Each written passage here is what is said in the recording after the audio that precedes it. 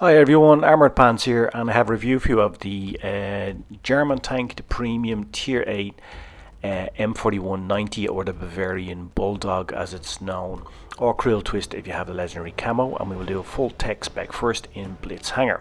Now firstly, as a premium tank, let's look at the credit coefficient. It does 170%, earns 170%, so therefore it's not bad, because the best in its tier is the low and the super Pershing at 190, so 170% is not bad at all. It's relatively okay value, €25 fully equipped, or 20 without all the garage slots. Plays like an RU251, right? Well, it does and it doesn't, because it's somewhat inferior to the RU251, particularly for spotting, which is a big disadvantage. So it's not as good a tank in that respect, and we're going to talk about that in a bit more detail later on. You can see here that the RU251 has a 302 meter view range, and the M41 90, if we look back here, you can see it's 12 meters less. It's just over 290. It also has 0.5 seconds slower reload, and that's a lot if you get into a brawl. And if you get into a brawl with an RU251, and given that you're both so fast, if there's one on the red team, you're probably going to come up against him first. If you're both going to spot on the flanks, he's going to kill you. All things being equal, if he's at the same skill level as you, obviously if you're better than him you'll probably win, but if you're around the same skill level, he's going to win, because he's firing around half a second faster than you, and that's quite a lot when you come into a brawl. And also, like the RU251, you have the same HE pen, that 102mm on the HE, which is fantastic, so load that up. Because it's a phenomenal thing about the RU251 and now about the Bavarian Bulldog, the M41 90, is that you have 102mm of pen on the HE, which is amazing. That's going to go through the backs and sides of everything and through the front of a lot of things, so make sure you have a lot of HE loaded up and get that DPM up.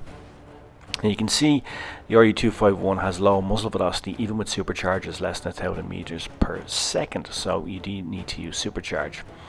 However, when we look at the M41 90, we will see that, well, firstly it has less hit points, right, which is kind of weird because it's a premium tank. Why does it have less hit points than, let's say, its Tech 3 equivalent? It does have slightly more muzzle velocity, but it's not significant, but it is over 1000 meters per second, so it has a bit of an advantage on the muzzle velocity against the RU251. Again, we see the same pen, the 102mm, and more or less doing the same damage. And if you add in RNG, then you can assume it's going to be more or less the same damage, all things being equal. But all things are not equal, because the RU251 fires more rounds per minute, and that is a big advantage that it has, particularly against you in a one-on-one brawl. Now, why do we keep comparing it to the RU251? Well, because it's German, it's a light tank, it's in the same category. But also it is, very similar play style. The two tanks are extremely fast. Your RU251 is the fastest tank in the game, and this is very close behind it in terms of top speed. It also has the same acceleration, agility, mobility, etc. So I think it's only right to compare it to the RU251. However, the reason I believe it's inferior to the RU251 is that one of the roles of a light tank is to spot, okay? If you remember our light tank guide, where we discuss view range and the role of a light tank, the role of a light tank is to spot, right? Now, if there isn't an RU251 on the other team, then you're going to be relatively okay, because you've got over 290 view range, which is not bad. If there is an RU251 on the other team, what happens a lot, and it happened to me quite a lot when I was shooting the footage for this, is you're moving from cover to cover trying to spot. The RU sees you first, he lights you up, and then he can put a round through you, HE round, do a lot of damage, blow some modules. But more importantly, if there's a TD who's on that side of the map too, the RU251 has lit you up for him, and you can get smashed, and your game can be over before it begins. And that is the danger of having that inferior view range against a tank which is just as fast as you. If there is an RU251 on the other team, or something with a higher view range, then you're going to do better. But if there is, be very careful, and it's extremely important to check the red list before you decide on what you're going to do in this tank, because you can see here, looking at the armor, there is none, right? There's absolutely no armor whatsoever. And you are up in Tier 8, and you're going to be up against Tier 9s when you get up tiered, and you can be one-shotted. There's a lot of big guns up there, and that's why keeping safe is so important. The first 30 to 60 seconds of a game are key for you. But if you're getting spotted up before you have a chance to even know where the enemy is, your game can be over very quickly. And that is not only down to your skills, it's also down to the fact that the tank has an inferior view range. Technically, it's inferior to the RU251 as a spotting vehicle. It also has a higher profile than the RU251. Now, it has more gun depression, has more muzzle velocity, has a few other things going for it the RU251 doesn't have. But as a pure spotting vehicle, which is the main job of a light tank, it is inferior. Now you saw there, I also said you should run 2 repair kits. You know, I always say that for light tanks. You just don't want to get caught out in the open in this thing. You don't want to get perma-tracked because you've got like 0 armor. You're just going to die very quickly. So please note that. You know, but I can't emphasize enough how important it is to be aware of the view range issue in this tank. Because when you come up, you know, flanking in this tank, if there's an RU251 on the other side of the map, you know, we're just looking at its tech spec here, he is going to spot you a second or two before you spot him. Maybe even more if he's parked and in cover. And you're going to suffer, because especially if there's other tanks on that side of the map, your position is relayed to them before you know where they are, and you can get hit 2-3 times and your game is over. And in that respect, it can be frustrating. So you need to be aware of that limitation of this tank. And why do I keep comparing it to the RU251? Well, I've given you the reasons for that. Also because in practical terms, you need to have this in terms of battle awareness, because it's something that's going to happen time and time again, because the RU251 is an extremely popular tank, and because of matchmaking, you're going to have another light tank on the other team most of the time, and the chances are it's going to be an RU251, right? Or there's a very good chance of that. Now, if it's a T49, you've exactly the same view range as a T49, so you don't need to worry about that too much. By the way, the other thing, when you're setting up the equipment, you need to have chocolate bar loaded, because chocolate bar maximizes the view range. If you don't have that loaded, you're going to have an even bigger deficit in your view range compared to other tanks, so just be aware of that as well. But look, the tank is not bad at all. It's a good tank. I enjoy playing it. It's so fast, right, as you can see, right?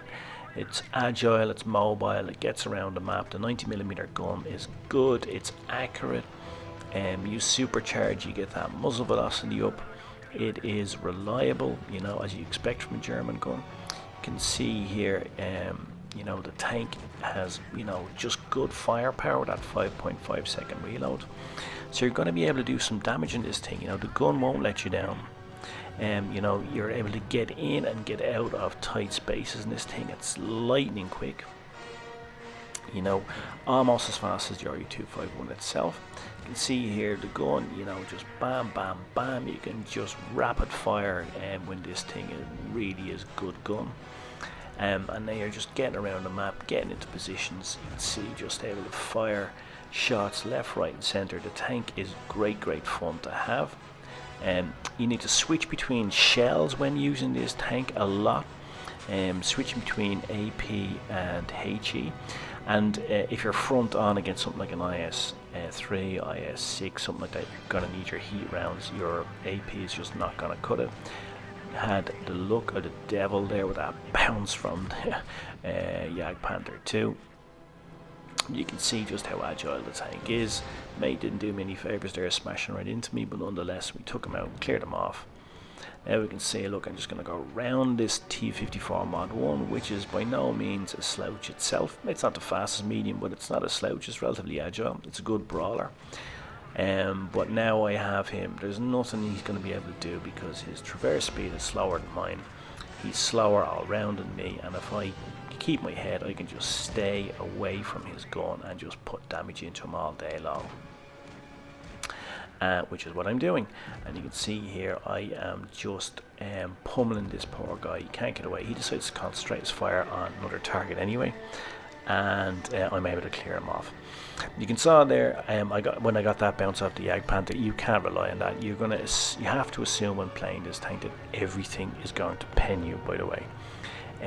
If you assume that everything's going to pen you, then when you do get a lucky bounce like I did there, by the way, which you cannot play for in this tank, that's just pure RNG, pure luck, then just take it as what it is, a piece of luck, and that the RNG gods are smiling on you, the RNG Jesus is smiling upon you.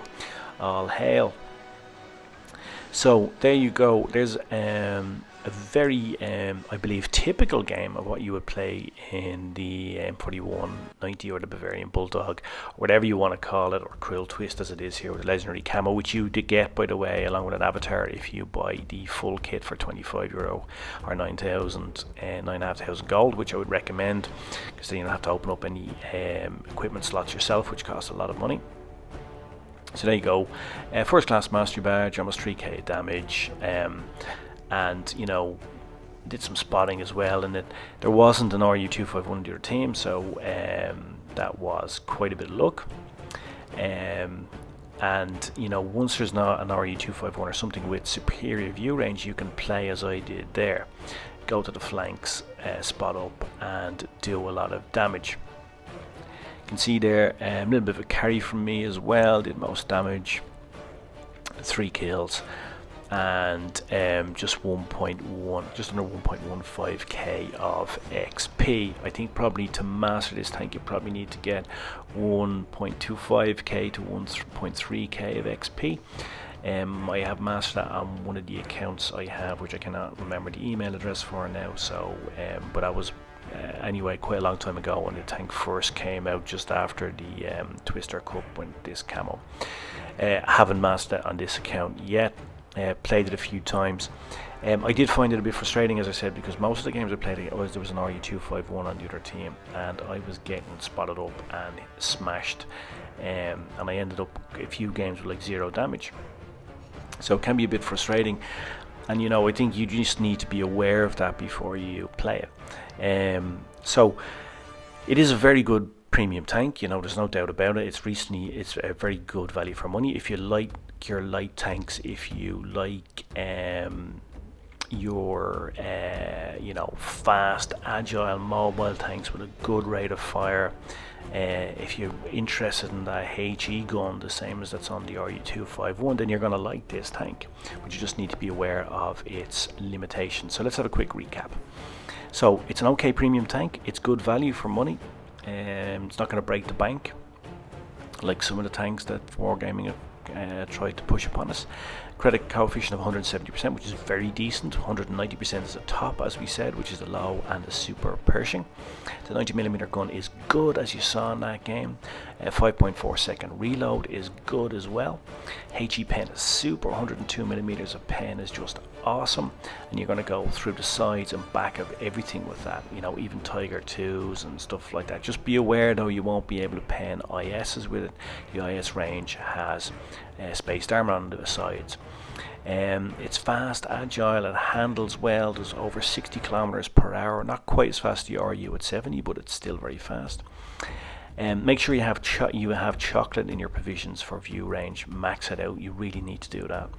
And be careful when you're spotting, especially if there's an RU on a red team, for all the reasons we've discussed during the review. The RU251 is a very dangerous tank for you, because he's the same HE pen, and he's got a better reload and a better view range. You need to be aware of this. Don't get spotted early. The first 30 to 60 seconds of the game are vital for you. Be very careful if there's an RU on the other team, especially.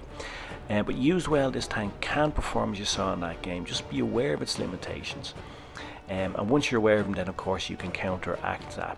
You know, because it's not an RU251, even though many people say it plays exactly the same. It doesn't. There's the subtle and distinct differences that need to be taken into account, otherwise you're going to get very frustrated in this tank. So cheers, Mush. Thanks for watching. Hope you enjoyed it. Hope you found it useful. And I guess I'll tell you what the music was. It's Richard Wagner, Flight of the Valkyries, made famous not just in the opera but in Apocalypse Now, the movie. So I guess all that remains for me to say is pants off.